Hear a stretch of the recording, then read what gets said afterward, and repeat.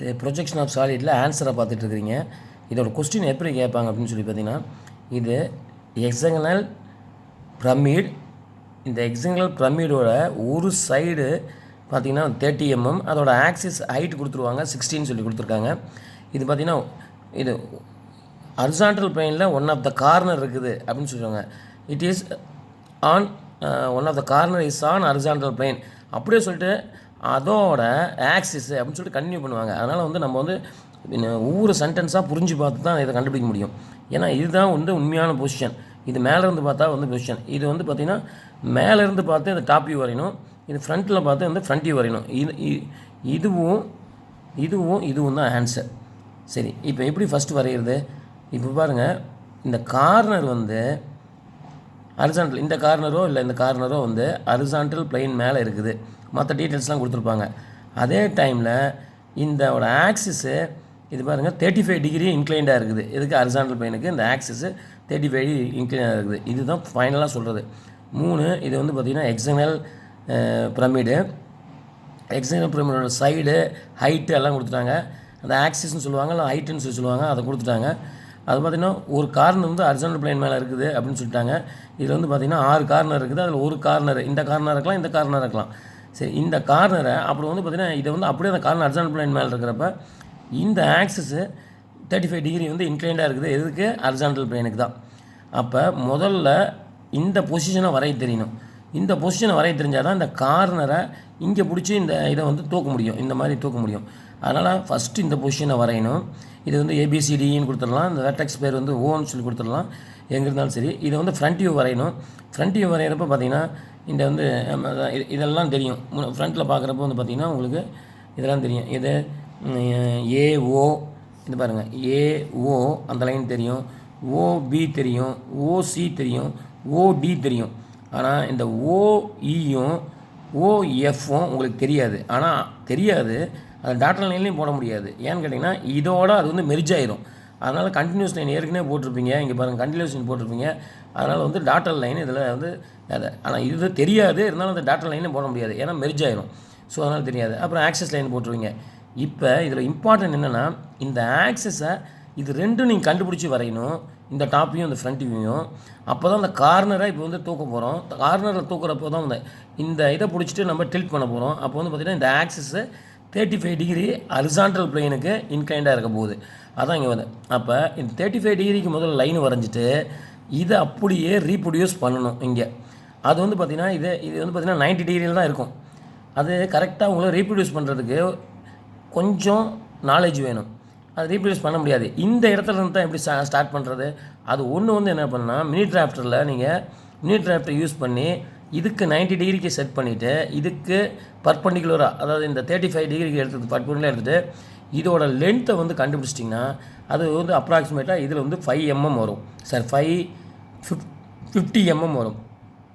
50 mmனா இந்த டீலிருந்து இந்த centre point வந்து பார்த்திங்கன்னா 25 mm, இங்கேருந்து இது வரைக்கும் 25 mm. அதை கண்டுபிடிச்சிட்டீங்களா? அதை நீங்கள் கண்டுபிடிச்சிட்டு கரெக்டாக நீங்கள் அதை வந்து மூவ் பண்ணி கொண்டு போனீங்கன்னா ஒரு எண்டு கரெக்டாக இங்கேருந்து இது 25 வர மாதிரி வந்து இந்த ஹைட் 25 வர்ற மாதிரி வந்து நீங்கள் இந்த இடத்த கண்டுபிடிக்கணும். இந்த இடத்த கண்டுபிடிக்கிறது தான் கஷ்டம். சார் நான் வந்து இதை வந்து கண்டுபிடிக்க முடியாது, அதை வந்து எனக்கு சிரமமாக இருக்குது, நான் சொல்கிறது புரியல அப்படின்னு சொன்னீங்கன்னா அடுத்தது இன்னொரு மெத்தட் இருக்குது. இதை எடுத்தோடனே 35க்கு வரையக்கூடாது. 35க்கு வரையாத இந்த லைனை டைரெக்டாக வரைஞ்சிடலாம். இந்த இடத்துல இருந்து வரைஞ்சி 50 mmக்கு வச்சு இதை கண்டுபிடிச்சிடலாம். அது எப்படி சார் டைரெக்டாக வரைகிறது? இது கண்டிப்பாக ட்ரையாங்கிள் ஷேப்பில் இருக்குது.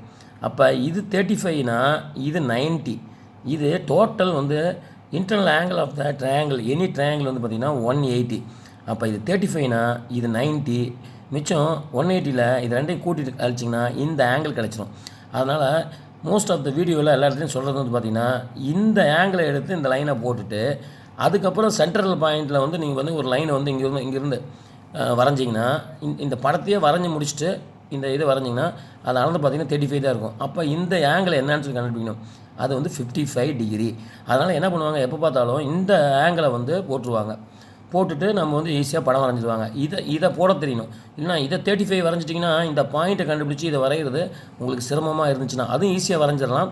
ஏன்னா இதோட லென்த் இங்கேருந்து கண்டுபிடிச்சி இதை தான் அப்படியே ரீப்ரொடியூஸ் பண்ணணும். அப்படி ரீப்ரொடியூஸ் பண்ணுறப்ப நான் ஒரு மெத்தட் சொல்லியிருந்தேன், அதை கொஞ்சம் புரிஞ்சுக்கணும். சரி, எனிவே இதை வரைஞ்சிட்டிங்க அப்படின்னா அங்கேருந்து எல்லாமே அது காமன் சென்ஸு, ஜென்ரல் நாலேஜ். அதை வச்சுட்டு வந்து இதை வரைஞ்சிட்றோம். இதை வரைஞ்சிட்டிங்கன்னா இதில் இருந்து ஒரு அல்லாத vertical line each and every பாயிண்டில் இந்த ஓ, இந்த ஏபிசிடிஇ, அப்புறம் வந்து பார்த்திங்கன்னா இது எல்லாத்துக்கும் வந்து பார்த்திங்கன்னா வந்து நம்ம வெர்டிக்கல் லைன் வரைஞ்சிடணும்.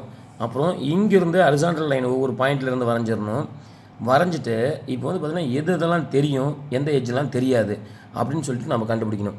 அப்போ எந்த எட்ஜெலாம் தெரியும், இதுக்கு மேலே போய் நிற்கணும், இந்த ஆப்ஜெக்ட் கையில் இருக்கணும், அப்போ தான் முதல்ல புரியும். அப்புறம் தான் ஒரு தடவை புரிஞ்சிச்சுன்னா இது மேலே வர அத்தனை ப்ராப்ளம் நம்மளுக்கு புரிஞ்சிடும். சரி, அங்கேருந்து பார்க்குறப்ப மேலேருந்து பார்க்குறப்ப அதை இதை தான் சாட்சி வச்சுருக்கோம்.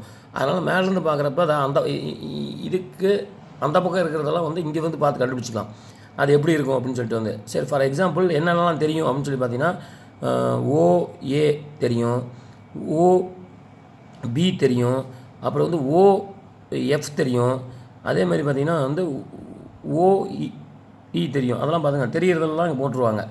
பார்த்திங்கன்னா வந்து ஓடி மேலேருந்து பார்த்தா தெரியாது, டாட்டா லைனில் போடணும். இங்கே ஓடி வந்து பார்த்திங்கன்னா ஆல்ரெடி ஓஏ தெரிஞ்சதுனால அது கண்டினியூஸ் லைன் போட்டதுனால கண்டினியூஸ் லைன் மேலே டாட்டா லைன் போட்டால் அது வந்து ஒரு பிரோஜனம் கிடையாது. அதனால் கண்டினியூஸ் லைன் தான். இப்போ இது எல்லாம் வரைஞ்சிட்டோம், லாங்கர் எட்ஜெல்லாம் வரைஞ்சிட்டோம். இப்போ வந்து பேஸு என்னென்ன தெரியும், இங்கேருந்து பாருங்கள், பேஸு என்ன தெரியும். பேஸில் ஏபிசிடிஇஎஃப் இருக்குது. அப்போ பேஸில் என்னெல்லாம் தெரியும், அந்த பேஸில் இங்கேருந்து பார்க்குறப்ப மேலேருந்து பார்க்குறப்ப இது தெரியும், இதுக்கு அந்த பக்கம் போகிறது தெரியும், இதுக்கு இந்த பக்கம் போகிறது தெரியும், எல்லாம் தெரியும். ஆனால் பார்த்திங்கன்னா ரெண்டு இங்கிருந்து பார்க்குறப்ப ரெண்டு எட்ஜு தெரியாது, பேஸோட 2 எட்ஜு தெரியாது. அது என்ன 2 எட்ஜு இங்கே பாருங்கள், என்ன அதுதான் டாட்டா லைனில் போட்டிருப்பாங்க. மேலே ஆப்ஜெக்ட் வச்சு பார்த்தீங்கன்னா தான் உங்களுக்கு புரியும், அப்பையும் புரியாது சில பேர்த்துக்கு.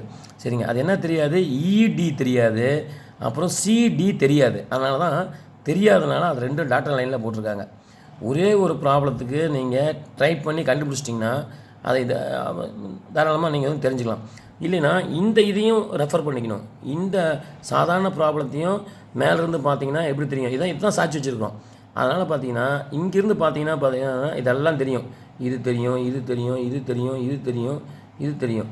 மேலேருந்து பார்க்குறப்ப இதுதான் மேலே. இப்போ இந்த பாருங்க சைட்லேருந்து இங்கேருந்து பார்க்குறப்ப இங்கே பாருங்கள், இடி தெரியாது, இது ஜென்ரல் நாலேஜ் தான், காமன் சென்ஸ் தான், வேறு வழியே கிடையாது. சிடி தெரியாது, இடி தெரியாது, சிடி தெரியாது. இதை நிறையா ப்ராக்டிஸ் பண்ணிங்கன்னா தான் இந்த ப்ராப்ளத்தை நம்ம வந்து போட முடியும்.